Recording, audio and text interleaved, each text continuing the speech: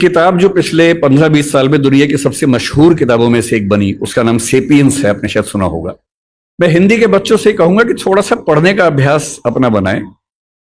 हिंदी के समाज से मुझे गंभीर शिकायत है कि हम लोग पढ़ते कम हैं, हम लोग भावनाओं में ज्यादा बहते हैं, पढ़ने की आदत हमें कम है। और आज के जमाने में जब दुनिया की हर अच्छी किताब हिंदी में भी उपलब्ध है तो हिंदी में ही पढ़िए, लेकिन कम से कम पढ़िए, क्योंकि पढ़ने से अच्छा कुछ नहीं है। एक किताब पढ़ने का मतलब किसी एक व्यक्ति के जीवन के 40-50 साल के निष्कर्षों को 3 दिन में समझ लेना, और आप 50 साल मैच्योर हो जाते हैं 3 दिन में केवल एक अच्छी किताब पढ़ लेने से। बहरहाल, सेपियंस किताब मानव जाति का इतिहास है। ये भारत का इतिहास, आधुनिक इतिहास, प्राचीन इतिहास नहीं है, मानव जाति का इतिहास है। माना जाता है कि 1400 करोड़ साल पहले बिग बैंग हुआ, जहां ये पृथ्वी पहली बार बनने की प्रक्रिया शुरू हुई। 450 करोड़ साल पहले पहली बार जीवन अस्तित्व में आया, अमीबा आया। उसके बाद लंबे समय तक खूब घटनाक्रम होते गए।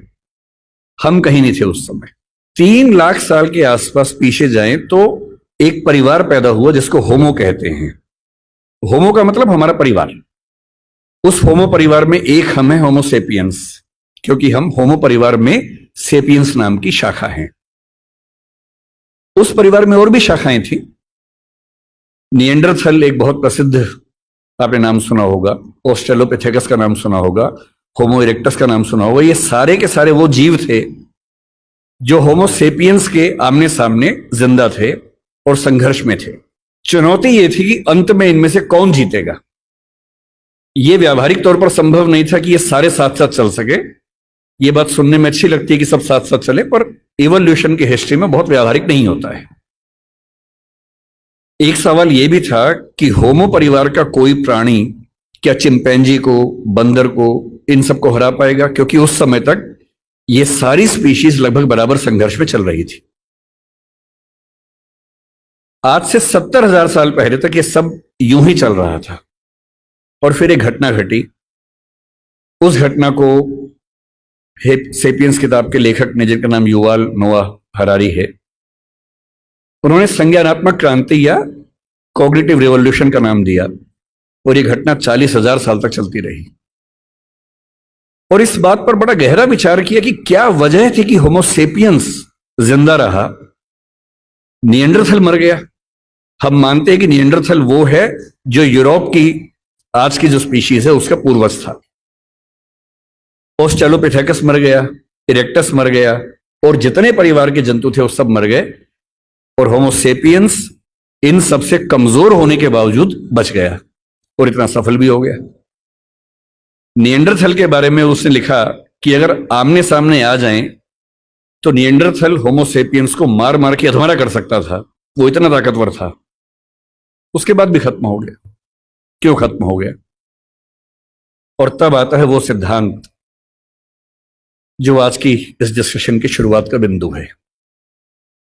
होमो सेपियंस इसलिए जिंदा रहा क्योंकि उसके पास भाषा की क्षमता थी।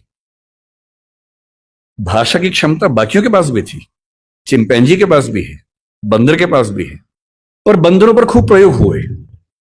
बंदर हो, अन्य स्पीशीज हो, तोता हमसे ज्यादा ध्वनियां बोल सकता है, हमसे ज्यादा। इसके बाद भी तोता सफल नहीं हो पाया क्योंकि वो उतना सोच नहीं पाता है। चिंपैंजी की भाषा, बंदर की भाषा, निएंडरथल की भाषा सीमित भाषाएं थी। वो एक आवाज में पूरा एक वाक्य बोलते थे, और ऐसे प्रयोग आज भी होते हैं। अगर आप जंगलों की आवाजें सुनेंगे तो बंदरों की एक आवाज का मतलब एक पूरा सेंटेंस होता है। जैसे एक आवाज का मतलब है कि शेर आया, जैसी एक बंदर आवाज निकालेगा सारे बंदर पेड़ पर चढ़ जाएंगे। फिर दूसरी आवाज का मतलब होगा शेर चला गया, वो सुन के सब उतर जाएंगे नीचे।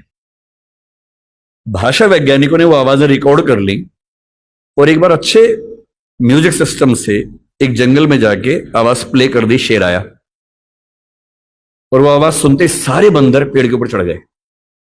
और फिर आपस में देख रहे किसने बोला, और 10-15 मिनट के बाद दूसरी आवाज प्ले की, शेर चला गया, सारे बंदर नीचे उतर गए। एक आवाज एक वाक्य। इंसान की भाषा की सबसे बड़ी खूबसूरती यह है कि वो डिस्क्रीट भाषा है, विविक्त भाषा है, जिसका मतलब यह है कुछ 25-30 ध्वनियों से, 50 ध्वनियों से हम अरबों शब्द बना सकते हैं और अरबों शब्दों से खरबों वाक्य बना सकते हैं। इतनी लचीली भाषा हमारी है जिसमें किसी भी बात को कहने के 50 तरीके हमारे पास हैं और ये तरीके इस संसार में किसी और स्पीशीज के पास नहीं है। इस